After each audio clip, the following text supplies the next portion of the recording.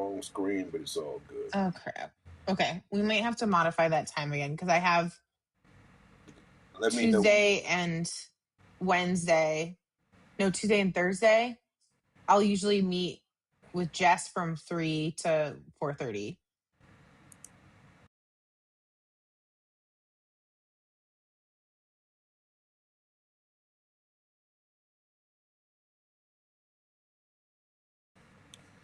All right, ladies and germs, our final Google Classroom-ish type situation, and as always, joined by the homie Webbs.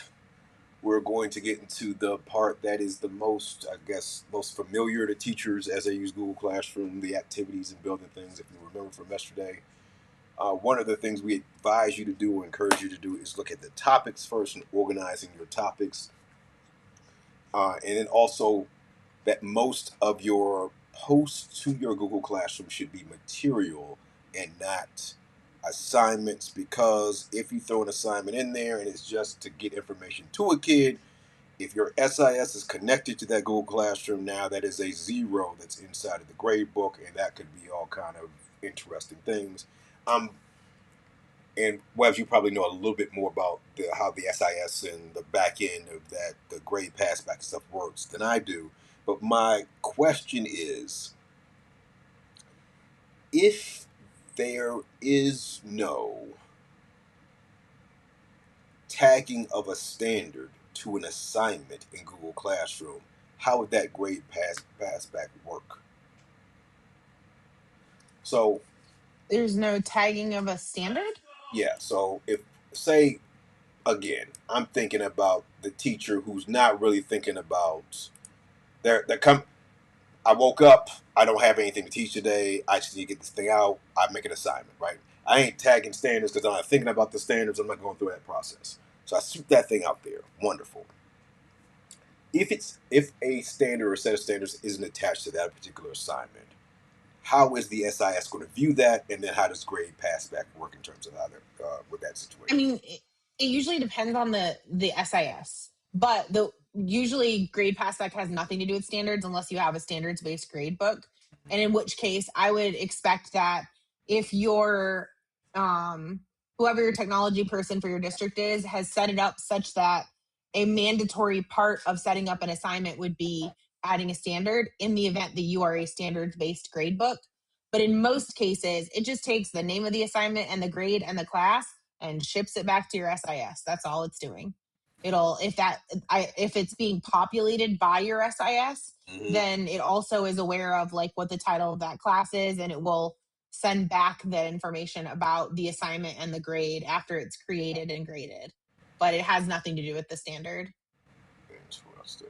So that would make it further complicated in terms of if you just like off the whim decided to assign this particular assignment, having to go back and think back to what the actual standards are to that, because there would be no clue.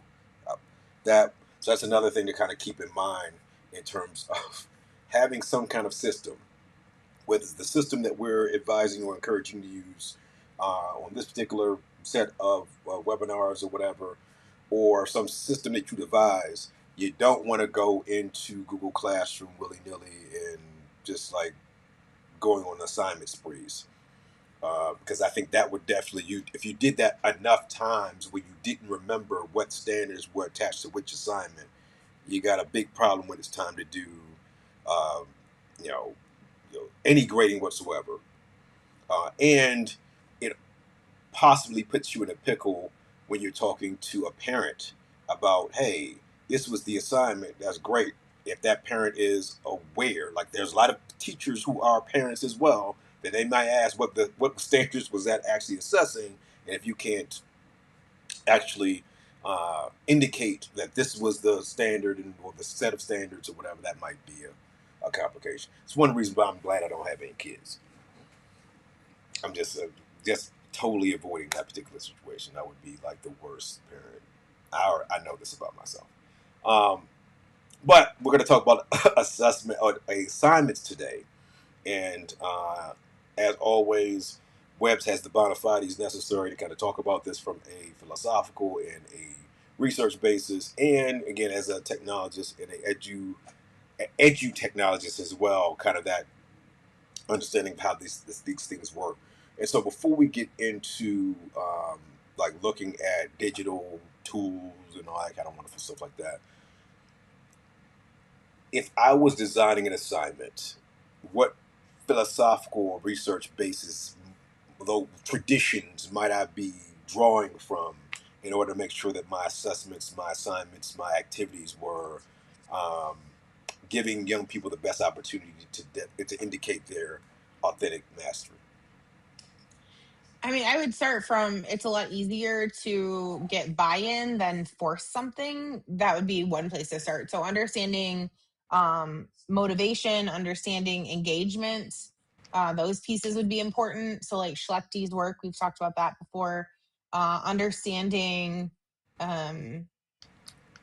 what makes a student want to engage, what motivates them. Is it intrinsic? Is it extrinsic? Making it so that there is a sense of identity. Like I think of Yukai Cho's Octalysis framework and the different drives that make people engage with content in that respect. I would think about cognitive load theory and how you're making sure that you are maximizing the amount of brain capacity that a learner has to put toward the task you're asking them to do.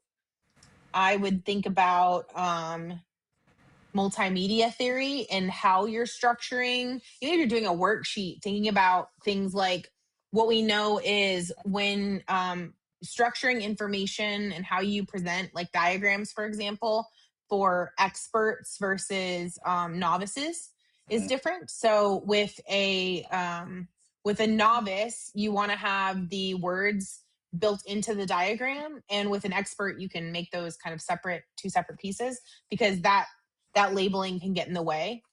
I would think about Chiley and Wiley's ICAP framework. So thinking about moving students from passive to active to, I always forget the top two. I think it's collaborative and then interactive.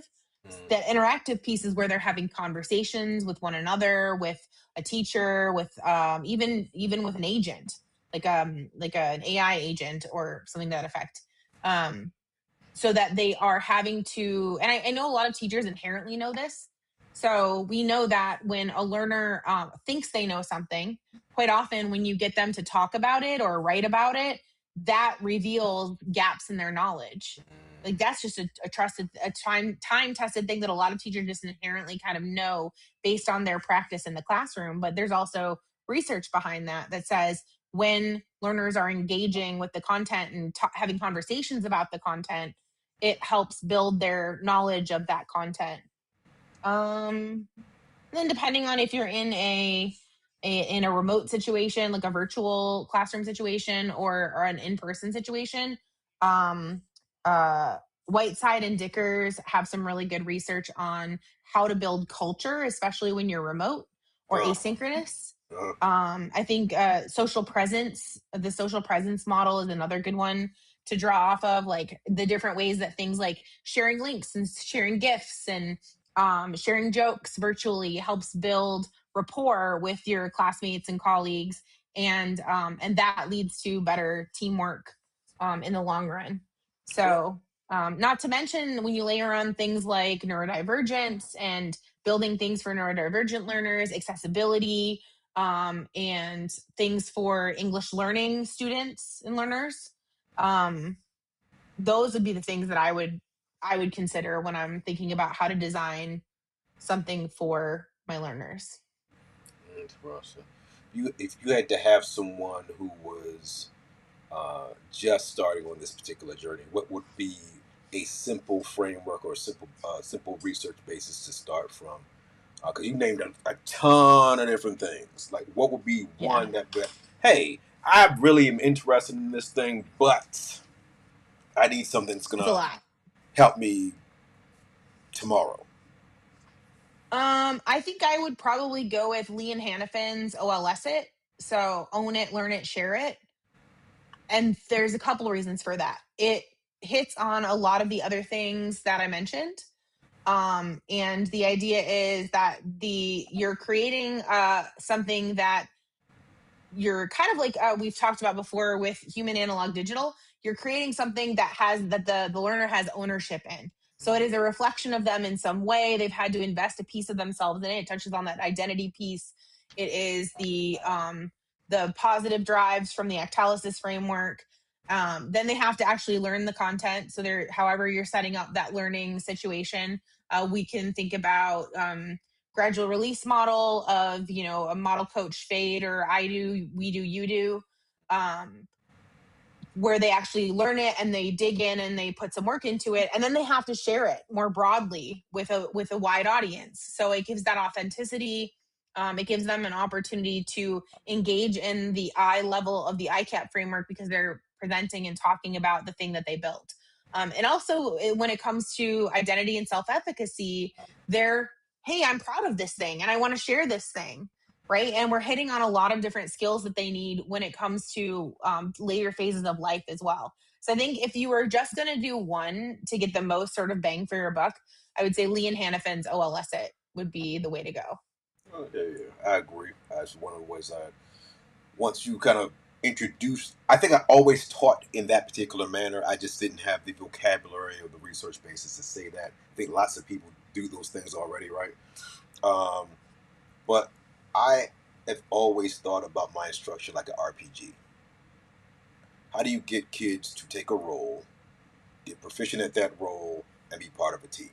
And I play lots And of for but teachers that don't play video games, oh, what is an RPG? RPG is a role playing game. I have a role. I take a particular role in a team.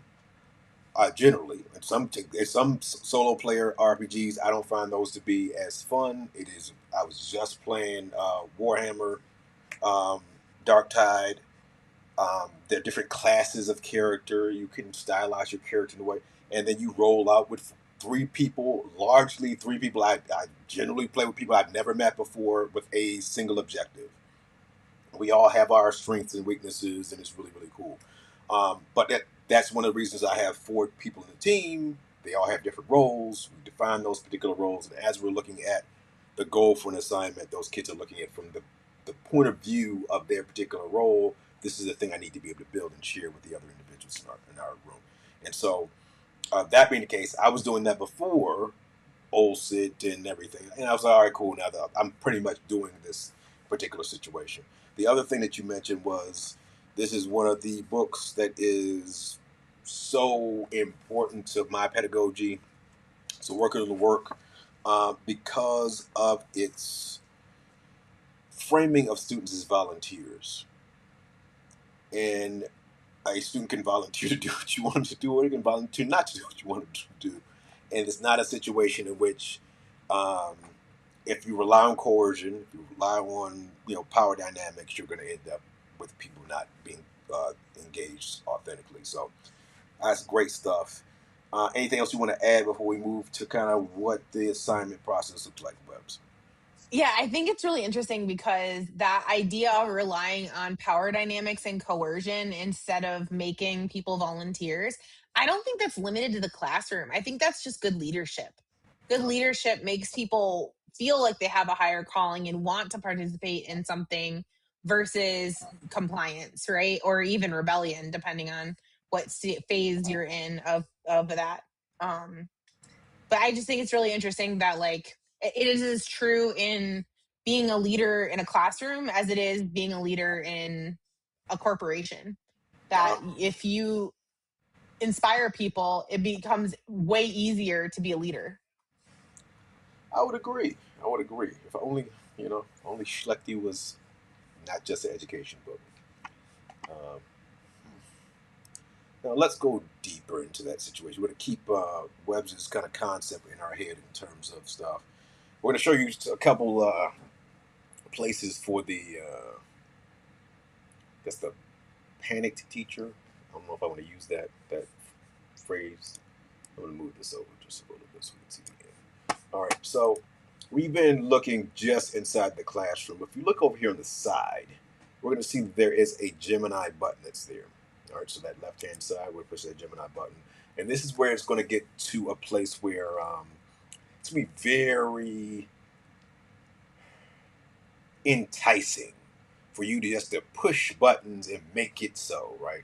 Hey, I don't have a lesson for today. Let's do craft engaging discussion prompts or create a jigsaw activity or any of those things. So we're going to walk through also Notebook LM is no more. Doesn't exist anymore. It is Gemini Notebook now. So it's not Notebook LM. It's Gemini Notebook is what it's referred to now. So um, if you go looking for Notebook LM, it is not Notebook LM. The tool is called Gemini Notebook as of today, which is interesting. So That is wild how quickly things are changing. that is the name. Uh, let's do what would be of those choices up here at the top, Webs. What would be one that would be like, hey, I just bulk rolled out of bed and I didn't have lesson plans. Which one of those would you choose? Create a jigsaw activity. All right, let's do create a jigsaw activity. All right, so it's going to open Gemini for us. I don't know why, but I feel like I hate this. Let's see what happens. Okay, maybe I'm wrong. I'm willing to be proven wrong. All right, so cool. This I wonder pops why up. they changed it. Now, this is where if you don't have context with your classroom information, this is going to screw you over. So let's look at this situation. You have this like inviting prompt. Hi, Can you make I'm it a here. little bigger? Oh, I'm sorry. That's okay. Will it work? Let's see. I was like, that feels smaller. Yes, it does feel smaller, but I'm hitting the bigger.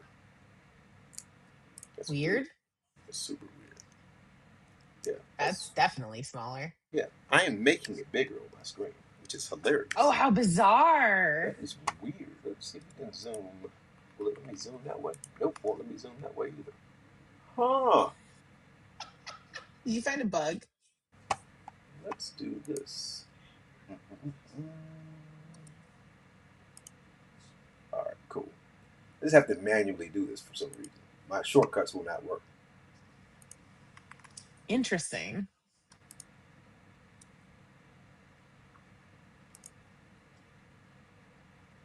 All right, cool. Let's make that a little. That's better. Let's make it big, big. All right, cool. I'm here. Hi, I'm here to get you started on designing a rich collaborative jigsaw activity. How are you doing this with no context? But we'll see. First, I'll ask you a few questions to make sure we tailor the activity to your class content and teaching style. Let's see if this actually works. This will be a collaborative process, so feel free to give me feedback whenever I miss the mark. To start, you can tell me a little bit about your goal with this jigsaw. What is the specific topic or learning objective you want your students to master? Now, if I just rolled out of bed and I have no concept of the activity that I have, this is now going to elongate this process because I don't have anything to ground this conversation in. So let's say, okay, cool. Fractions. I teach fourth grade. Let's see what happens. Defining I'm curious if it like fractions is a major focus in fourth grade. Such a broad topic. Are there any specific fraction skills you now I gotta go think about the fraction skills and stuff. All right. So now I have this issue where it's not pulling any standards. It's not doing let's actually give it some context and see what happens. Examine the index for fourth grade for fraction standards.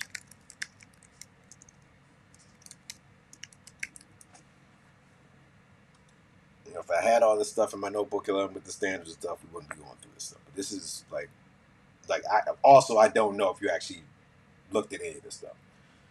Fractions fourth grade cover a lot of ground using the Nevada academic standards. The fourth grade standards are grouped into three main areas: fractions, equivalent, and ordering, building fractions, and decimal notations for fractions. It helps us narrow down for the jigsaw which of these three areas are specific skills within them which you'd like your students to focus on. Number two. Now you see how this is taking an inordinate amount of time. We're not going to go through this entire process, but if I literally had 10 minutes to pull this off, am I going to be able to pull this off in 10 minutes? no. Not at all. And so something I think is interesting is in some ways this can be good because when you're engaging with the chat, you have one question to focus on. You're answering one question at a time, as opposed to if you were to be given a form, it can be at times overwhelming and it taxes your mental capacity. However, in this particular situation, I find it a bit frustrating because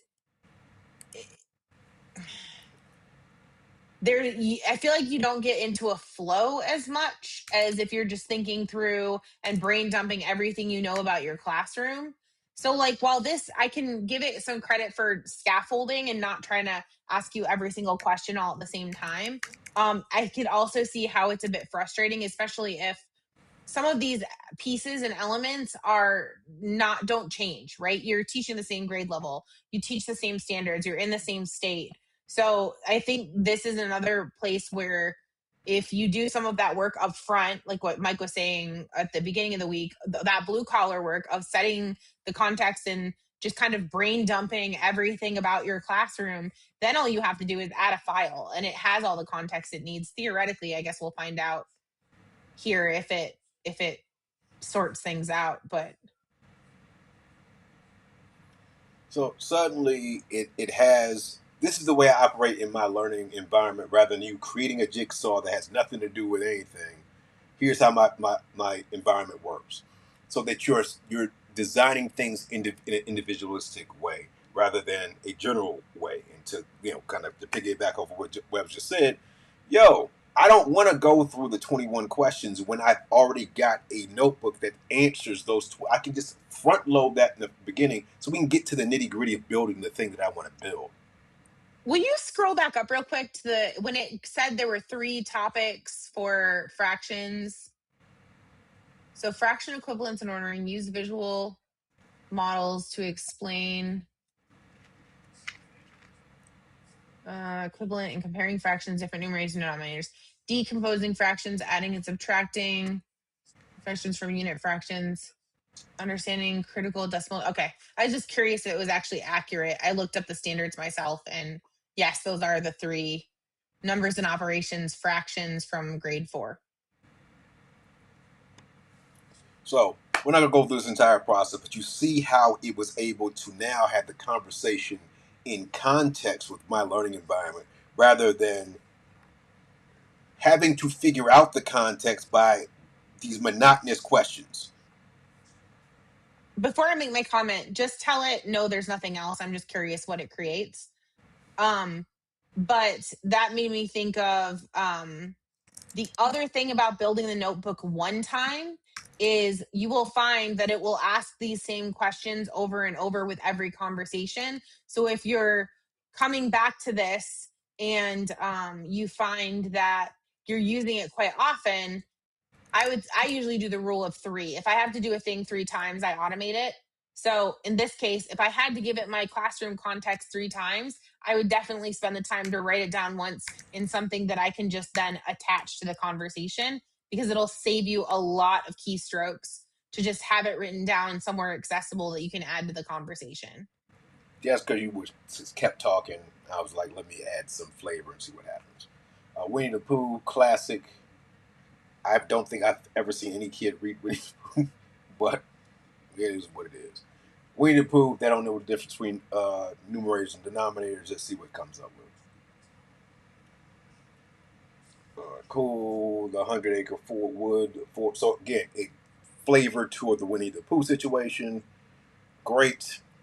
They sit in the base groups of 4. You assign and remind them of their roles. Great. Winter is coming to the 100 Acre Woods. The food supplies are a mess. So they're going to be dividing food supplies up. Works. This is kind of Great. dark. I mean, it's kind of Lord of the Flies ish, but I mean, it is what it is. You know, gotta do what you gotta do. Um, but fundamentally, that follows my situation. All the roles have what they need to have. They're gonna do the old situation. They have a task. They're gonna collaborate. They'll debrief. They've got Interesting. resources. It has some resources. The 100 acre wood rule reference cards, visuals of a honeypot broken into pieces, explicitly labeling numerator and denominator, expert group task cards, poo, piglet, tiger, and rabbit scenarios, winter menu base group challenge sheet. This is like complex. This is not just, hey, here's a worksheet. This is the other reason why, again, if you do this ahead of time, you have time. You're not rushed. If I was doing this and I had 10 minutes, there's no way you would get the value of this entire situation. But now I'm going to go and have it build the visuals. Maybe. It's giving me code.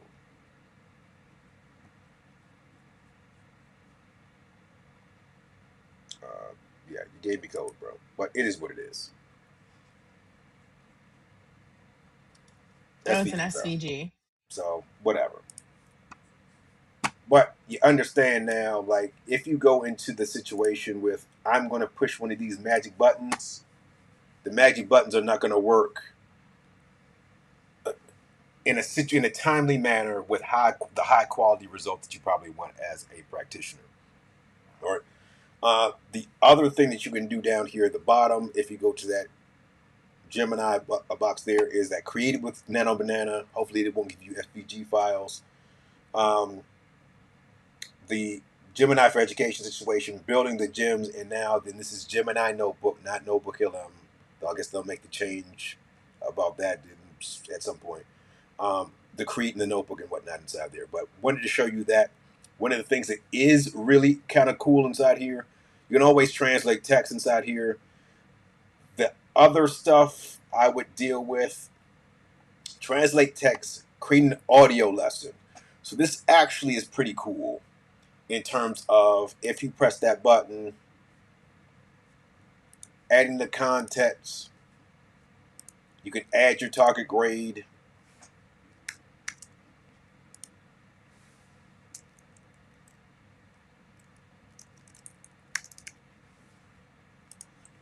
This part I don't like.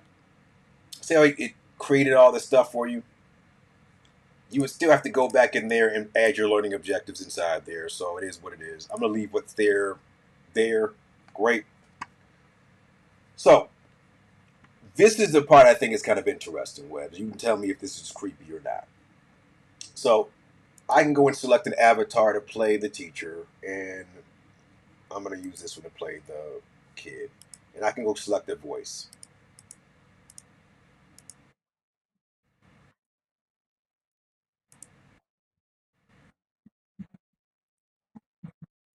So it's going to be an interplay of the teacher talking to the student.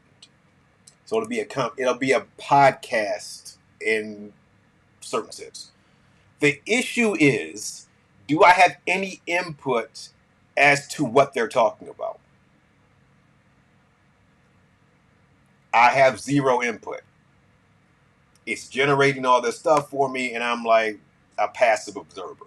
I would have a lot more input in Notebook LM, or what is now Google Gemini Notebook or whatever, than this. But this looks cute. It's this exchange between the two parties or whatever. I think it's kind of cool, but as the first time I played with it, I was like, dude, as a teacher, I have very little in terms of. I'm not doing anything in this process. I gave it the objective. Very text heavy too. I guess if it's an audio lesson, I assume you can. It'll be audio. It'll be all audio, but it'll be a situation where, I mean, you can edit the details if I wanted to go back that way. I didn't want to do that. I want to give you my thing. I don't want to generate it again. Shucks. Anyway, that's something to look into. It is Google Gemini. Gemini Notebook is a better situation than that. You can export it to Drive or to Slides. Can't see that. Let me move this over a little bit. Let me move us up a little bit. You can export this to Drive or to Slides. So that's another thing that if you wanted to have a situation where those things are going to interplay and there's still audio, it's kind of an interesting situation. But again, in terms of what it's saying, I've got no control over the actual script here, which stinks. From a pedagogical point of view, Webbs, any beef with this? Any, hey, that's not that bad? What do you think? I agree with you that not having as much fine grained control over the conversation could be rough because it might end up, depending on the quality of the conversation. And I haven't used this, so I'm not entirely sure. Like, for example, I know Notebook LM, Gemini Notebook, that would also create sort of podcasts based on content. But I also know that I've primarily used it for myself. And so I kind of know when they're getting off track based on what I had read about the article, and I can go back and re-reference it. If this spits out something that confuses a learner, I could see where like that's no bueno. I would also argue it's pretty heavy on text if you're using the text version of it.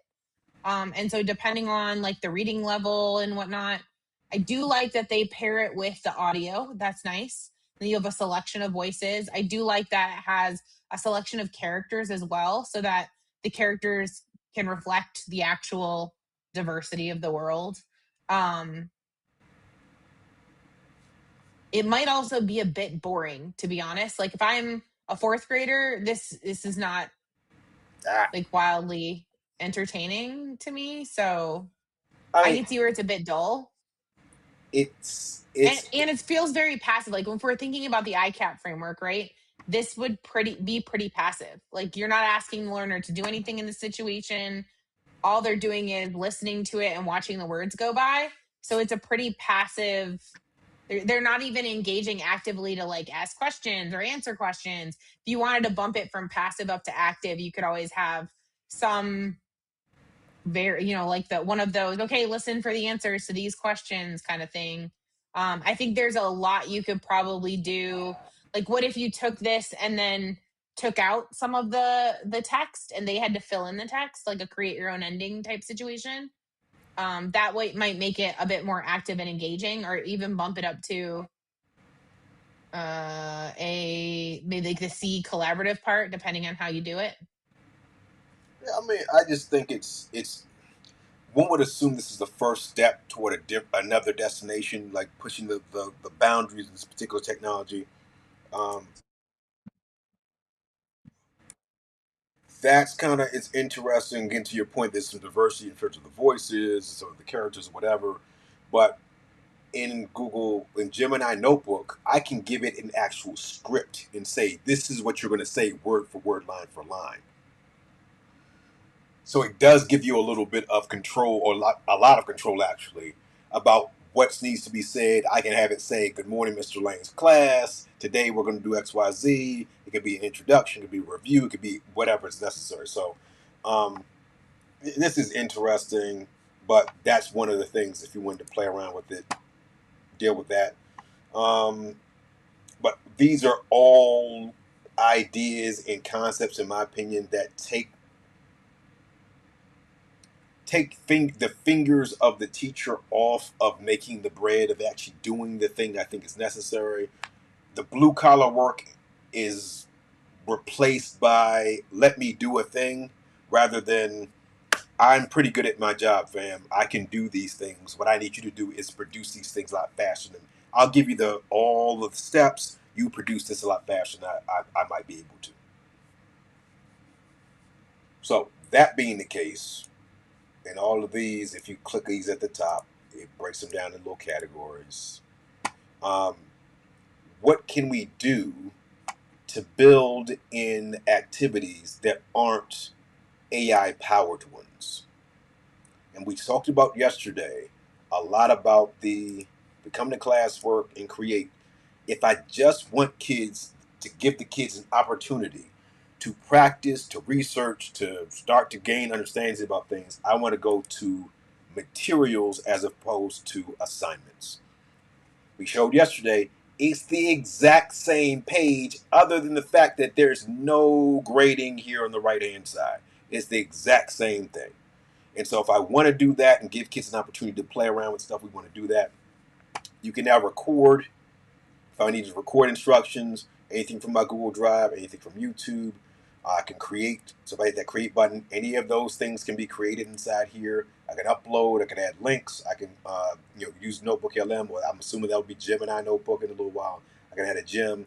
Cengage is there still, which is interesting. And Kami is there. I believe the district has some kind of situation with Kami. This is my question before we get started, Webs. If you were to say there was a tool, a strategy, a digital resource that was like would be paramount, that kids would be very familiar with in your classroom if you were back in the classroom starting in August of 2026.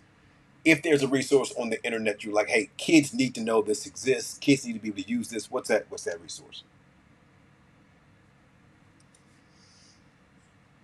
I mean, are you asking what my opinion is, or Yes. like when If you you were say kids need to know how to use this resource, like for what?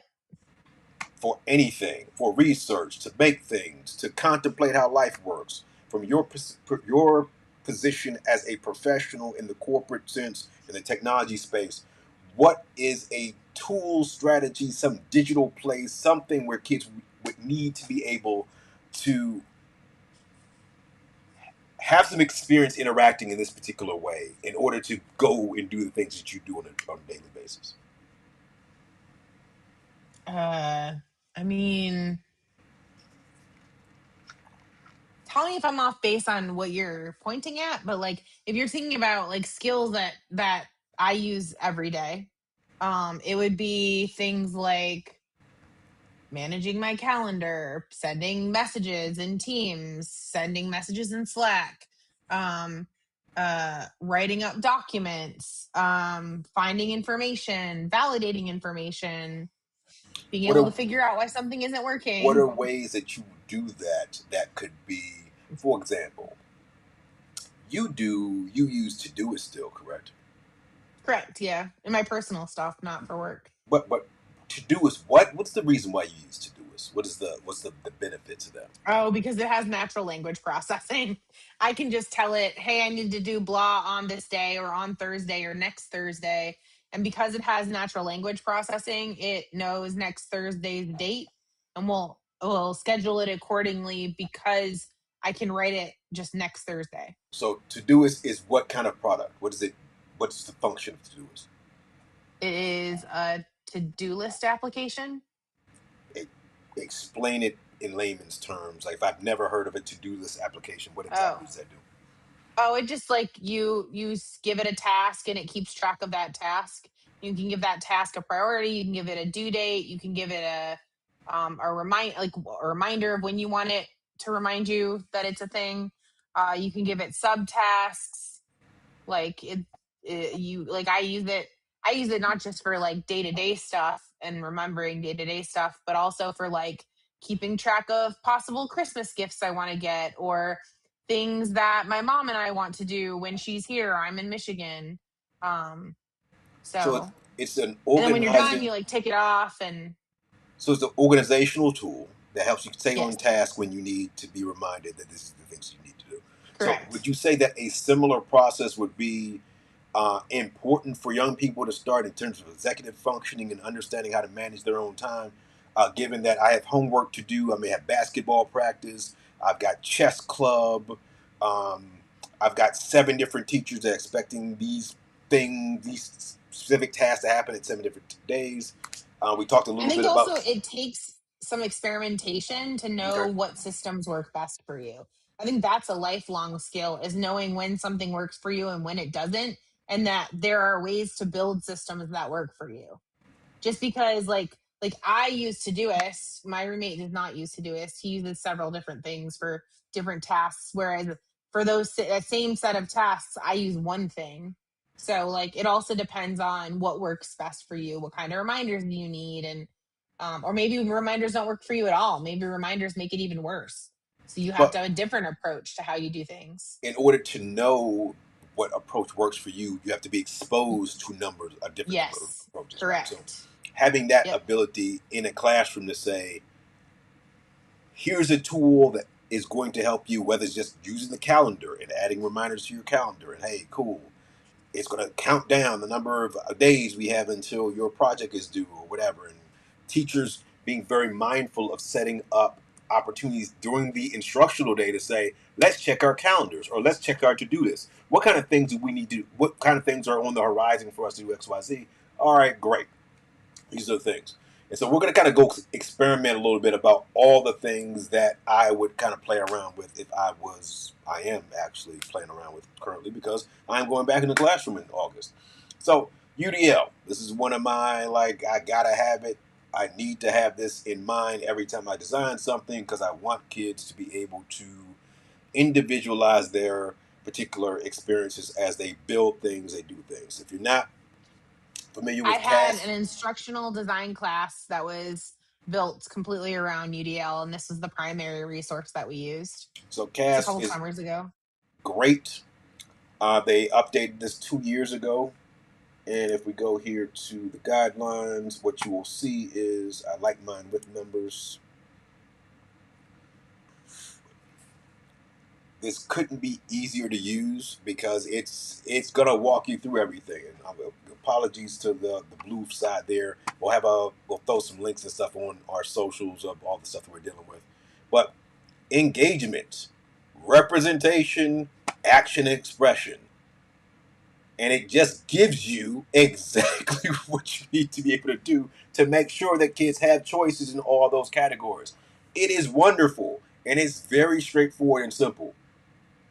That's why I love it. It's not trying to trick you. It's a wonderful tool. So as you're developing your lesson plans and your units, making sure that you're talking about multiple means of engagement, multiple means of representation, and multiple means of action and expression as you're designing inside of your deal. This is also a great thing to make sure as you're using Gemini to design things. Hey, we're going to make sure that UDL is definitely part of that sauce so that kids are always given these opportunities. Anything else to add on this, Webs? All right, dope. We talked a little bit about PBS Learning Media. All right, PBS Learning Media has tons of stuff, and it's going to be, especially if you're talking about primary grades, lots of characters that these kids are going to be very familiar with. My niece is wild about wildcrats. She loves the wildcrats. She can tell you all the animals, what they do, all that kind of stuff like that. Great wildcrats happens to be baked into this particular system. The other thing, if we're talking about older students, like stuff like the Ken Burns stuff, it's all inside here. It's already cut up for you and whatnot. So you can really go into, if you needed film clips that are already aligned to standards, those clips are there and we're good to go. Anything to add on that, Webs? No, Cool. I also Dang. like Ken Burns. Ken Burns is a very interesting dude. All right, cool. OER Commons. If you are a teacher who does not have, there's lots of teachers I've met that do not have standard curricula and they're looking for resources and things like that. OER Commons. Some of the stuff is really good. Other stuff I'm like, eh. But this is a place if you don't have a standardized curriculum, just looking for ideas, place you can go. You can also be an author here. So you can actually upload your own stuff in here so other people can benefit from it. So that's kind of a dope thing. But if we're looking for fractions, say fractions in education, we're going to say upper primary standard search. This would give us all the stuff inside of OER. And think of it as like, to put it in Webb's terms, like GitHub-ish type stuff. Like it's just an open repository of stuff, skills you can download. So you have all the stuff that's in here. You also have the Creative Commons attributions, so it'll tell you exactly how you can use it and whatnot in your classroom. But this place is totally free; doesn't cost you anything. It's a great place to kind of just like explore. Hey, this is what people did. Some of the stuff here is kind of cool. Other stuff like, not stuff I would use in the classroom, but it's worth exploring. All right. This is one of my favorite tools. This is a Dungeons and Dragons map maker. I like, so when you go into classrooms as a guest teacher, lots of times there are activities that are less than engaging for kids. But making maps went over very well during the school year. It was amazing how many kids just like to play around with the map thing. And this is like there's no downloads. It's just start scrolling. It'll take a second, and you just build what you want to build. Super dope. So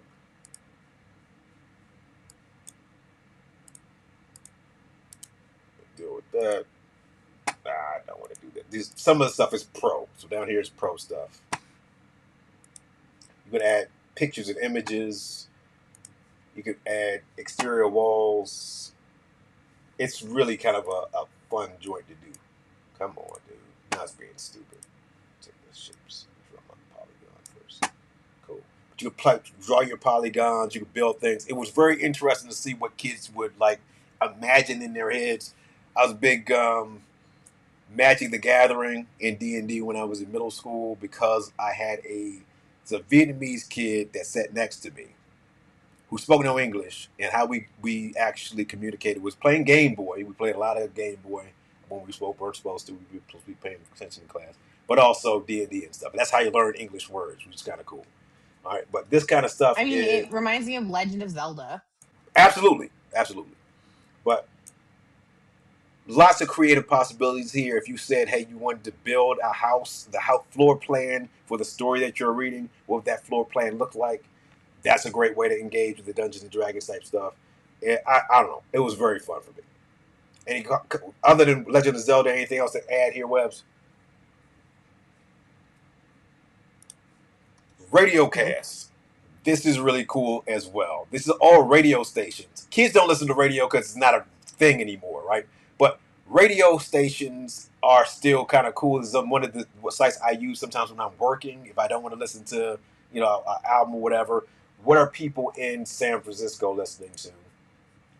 And great, I want a jazz in San Francisco. This is a jazz station, Rhythm 86.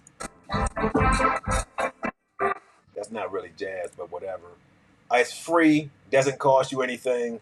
It's if you wanted to listen to the news.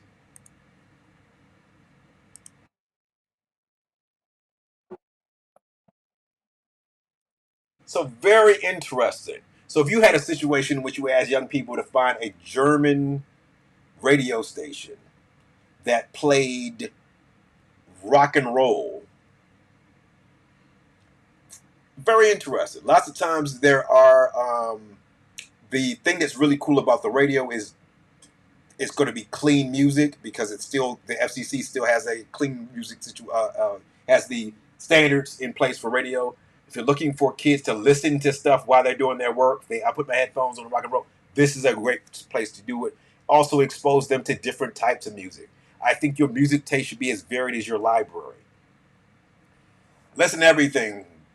Prog rock, David Bowie, Jay Z, whatever. Give little taste of things, and this gives kids the ability to do that.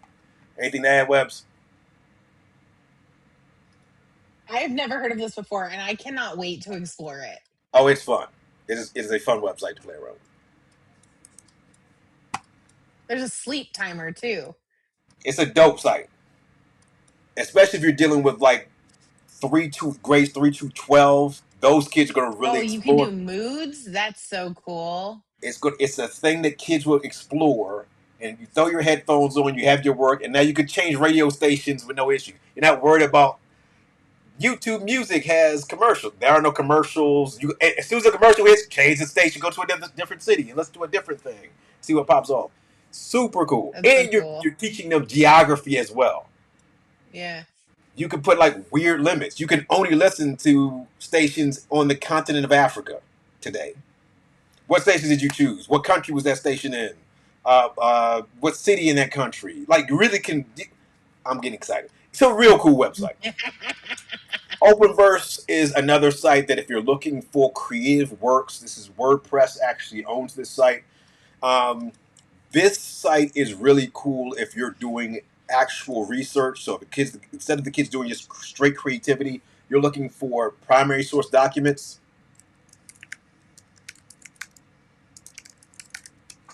And you want kids to be able to find those things. You've got his speech against about Barry Goldwater that's inside here. You've got actual images that you can use. These are actual speeches. It's his actual voice rather than having to go in, go on YouTube or whatever. This is totally free as well. There's Creative Commons, so you'll notice the CCs at the bottom.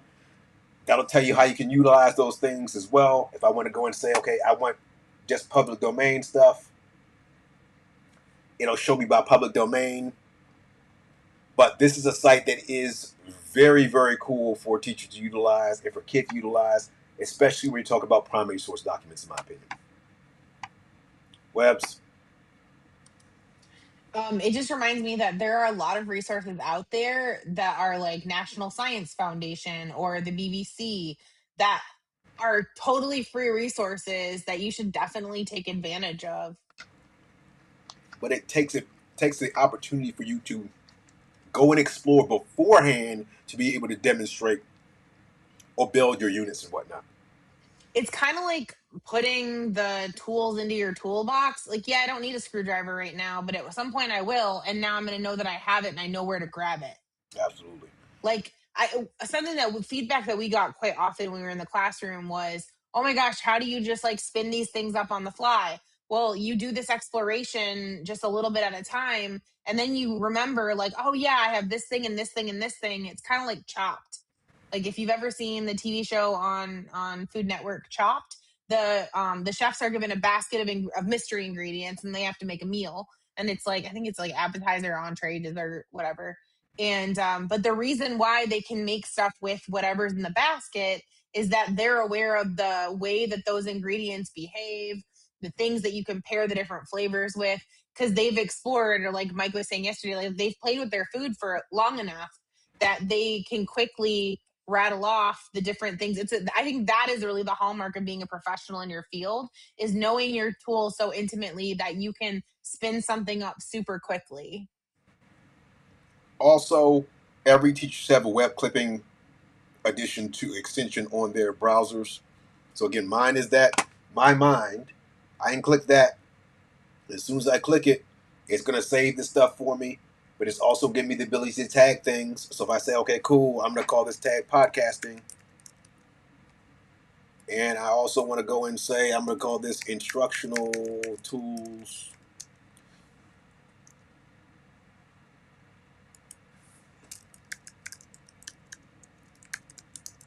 I no longer have to remember that that site exists, right? It's going to be in that situation. It's tagged. So when I go back to my mind, I'm going to see that. Podcasting is so easy to do. Something your kids, if they write anything, a poem, a sentence, I'm making up a story on the fly, whatever. Super easy. Adobe Podcast, if you have access to Adobe Podcast now comes part of that particular bundle. It will close caption your video. It will enhance your speech. It will do all those things for you. Go and buy yourself some cheapy uh, cigar mics for your classroom, so kids have like a little podcasting station.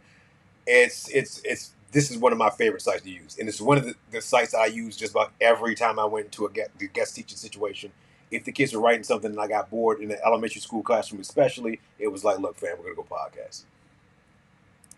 Speaking of the Student Podcast Challenge, this happens annually from PBS. All the materials are here. You don't need to make anything up. It's all here. There's a newsletter. It is, even if you don't have your kids enter this the competition, it helps them become better storytellers when they have to tell a story to someone who's not in the room. Got to be super clear. I've got to have my ducks in a row. My research has to be tight. It forces you to have to get to a different gear when you have to perform it, right? So this is a very cool website to deal with as well. And it means they have a real audience. I Absolutely. think quite often as teachers, we tend to get into this idea that it's good enough that they're sharing it to their class. But especially given the number of platforms that we have to share more broadly while still keeping students safe, like give them a real audience to send their information to. Absolutely. I mean, it's important. Because still, the number one fear amongst humans is what? Public speaking. We were talking a lot about just full transparency. I was very afraid yesterday about posting a particular video of me walking through a tool because I thought about the feedback and this and that, and kind of had a conversation with Webs. Like, I'm just gonna go publish it and see what happens. And it wasn't that bad. But if I don't publish, I don't get better. I don't lose the anxiety about how I'm going to be perceived and whatnot like that. We can get young people as young as I've done this with kindergartners. Yo, let's put the thing together. If nothing else, your librarian has a copy of your podcast. It can be played when a kid wants to talk about snakes or tigers or whatever. You know what I'm saying? Those kind of things are important. Uh, National Geographic Kids, totally free. Kids love animals. Animals love kids. Not to eat, hopefully. For your littles, for your older kids, that National Geographic site, these are all, we still have a large amount of confidence in the accuracy of the materials that are going to be on these sites. So these are sites that instead of the kid doing a random Google search on the animals, sending them directly to a place that we know we're going to get vetted information, rather than lots of kids this year when I was in classrooms were just looking at the AI, the Google AI uh, summaries and say, oh, that's why I know X, Y, and Z without keeping receipts. I'm a big music person. I love music. I love Teach Rock. This is a site like I think every teacher should utilize. I don't know very many people who don't like music. I don't know. Personally, I don't know anybody in thousands of connections between people that I can't go talk music about and say, okay, cool. Give me an artist that you listen to that you love. So one of the questions I ask students the first day of school, I want to listen to what you're listening to so I can get an idea about your personality and what you would do. What Teach Rock gives you some really cool lessons. There's a high school music elective that they've built. There's a playlist. This one right here is super cool. This is American History Playlist. Using music as a resource, and all the units are built for you, and these other units are coming. Very cool stuff. And you can take ideas from here, you can leave ideas. It's a very cool resource, and it doesn't cost you anything. Like, we're literally on this thing right now, and it doesn't cost you a doggone thing. And I'm going to be doing kind of the little videos that I'm going to be producing myself are going to be about all the resources that I'm going to use teaching fourth grade in a couple months or in a month. All right. Anything about music and Teach Rock? Any research on music and how that helps people learn anything? I don't know anything off the top of my head now. Interesting. I'm a huge Pomodoro fan. So PomoFocus was a tool that I will probably integrate into my. The only problem is where I'm going. They do not have Google. They have Microsoft. It is a Google login here for kids to keep track of their Pomodoros. So I have to find a different tool, unfortunately. But Pomodoro method named after I can Pomodoros. build this for you. Well, if you could build, that'd be wonderful. Um, Having kids take charge of their own time to me is an important thing to kind of reinforce, and also that every kid is not going to accomplish every task in the same time period. I think it's something also to make sure that we're very reverential of, because as a person who I don't like to be rushed, I like to daydream, I like to think about things. If you rush, I'm going to get I'm going to the product that I produce is going to be less than what I could do optimally. And I would love to have an opportunity to say, hey, I have 25 minutes, and I've got a short break after that, and I'm going to do another 25 minutes, and I got a longer break after that. I'm going to compose myself. Um, I often getting up, and Webs, you work remotely. How do you walk around at all during your day? That is a loaded question. In an ideal circumstance, yes. Um, Sometimes I am in back to back to back to back meetings, and that doesn't happen. But that's part of also why I have a walking pad, I have a rocking stool. But yes, ideally, I do try to get up, move around. Actually, just recently got a crisscross chair, so I can sit crisscross. I can Huh. like fidget with the footrest. It has a little angly footrest attached to it Very too. cool. I have a balance board, so I have all those things at my desk. My desk is also a standing desk. I'm gonna get rid of the. Don't want any funny stuff. It's only necessary. Cool. Mix kit. If your kids are doing projects and you need materials, this does not require a student to log in at all. This is just if I need stock footage because we're doing a zoo project and I need animals. Great videos can be gotten here. Very cool stuff. If I need stock music, I need sound effects. I need video templates. If you actually have kids who have, one of the things I'm looking forward to is the kids that I'm going to be teaching are going to have full blown laptops, not Chromebooks. So be able to download like DaVinci or something like that on those would be really fun to do. We'll see how what the motors are. I'm assuming there's just gonna be 4 gigs of RAM, which is going to be like depressing that they have full laptops and 4 gigs of RAM. But we'll see. And lastly, my favorite website of them all. This is my jam. I love Bloxels. I love kids making video games. I think video games and building stuff like that is fun. It's interesting. It's super important that kids see themselves as creators, and that creation can still teach you something. And so I've used Bloxels for 10 years. Really, really cool website. There is a cost associated with it, but it's well worth it in my opinion. All right. So those are all tools that you could go and add that link to inside here and making things go. But those things do not happen by osmosis. You have to do the blue collar work of exploring them. This is cool. I don't like this particular piece of whatever. And then building your assignments around those particular things. But it's not going to be a situation in which you just wake up out of bed and, you know, uh, throw your face on and then go to school and just like, hey, let's make amazing things happen today in the class. That's not going to be an option, I don't think. Webs, did that jog your memory in terms of any sites that you were like, hey, this is a really cool site that I, think people should know Yeah, about? actually, nsf.gov, so November Sierra Foxtrot. The National Science Foundation does so many grants for research. And then what comes out of that, if you go to focus areas in the middle of the top thing, there you go.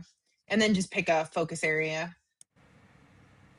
It has different resources. It has different like interactives and what do you call it? Not similes, simulations. um Different aspects of research. I wish I had it by grade level. They don't have it by grade level though. Like if you go to the mathematics one, there's some mathematics tools that are on there, but the National Science Foundation has gives out so many grants to do research and then produce things that are really helpful for the classroom and for sharing like, hey, this is what's going on. Like I think it's under but where was the where did I see the education? There should be educational resources.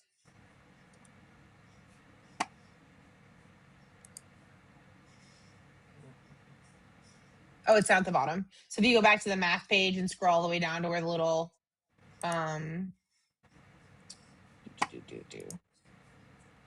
scroll down to the little hoodly do, there you go. View the resources. So it links Scratch, to PBS yes, Learning, learning, Scratch, GeoGebra. GeoGebra, Yeah. PBS, Math Next. All right, very cool. Very cool, very cool. So lots of different places for you to look at, and you probably have things inside of the curriculum that you are required to teach. Lots of the publishers are now doing interactives and simulations and stuff that's built inside the curriculum. So look at those things as well. In that you might be able to cobble together. This is a really, excuse me, good research in my curriculum. Here's some way that kids can start practicing these things on their own, and using Google Gemini to give you a coherent. Here's the tools that I have. Here's the tool I want to use. Here's what my classroom context is.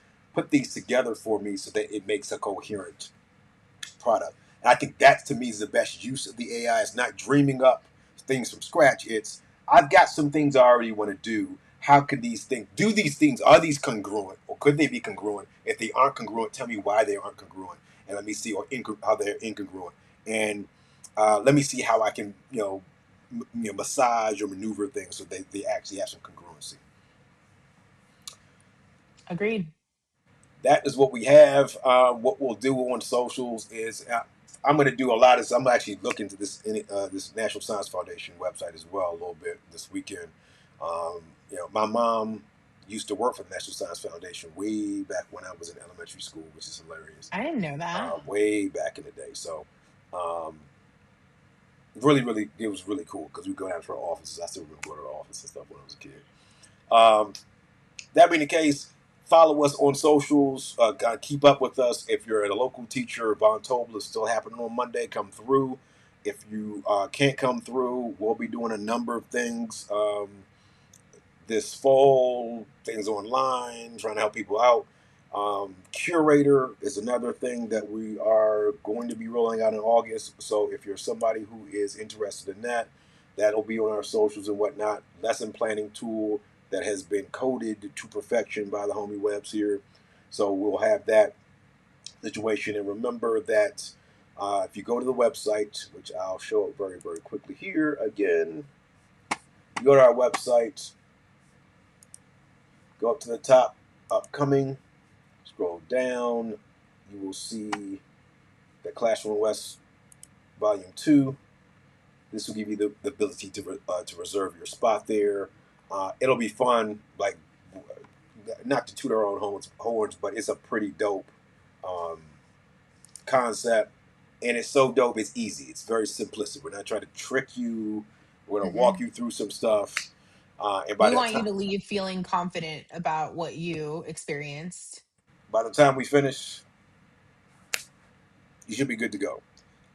But if you're again a Las Vegas local, that's something that's there. We're gonna be putting out a lot more. This is the year we put out a lot of content all over the place, doing all kind of wild stuff.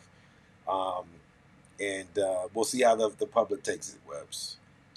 All right, it's All 7 right. o'clock here. We are out.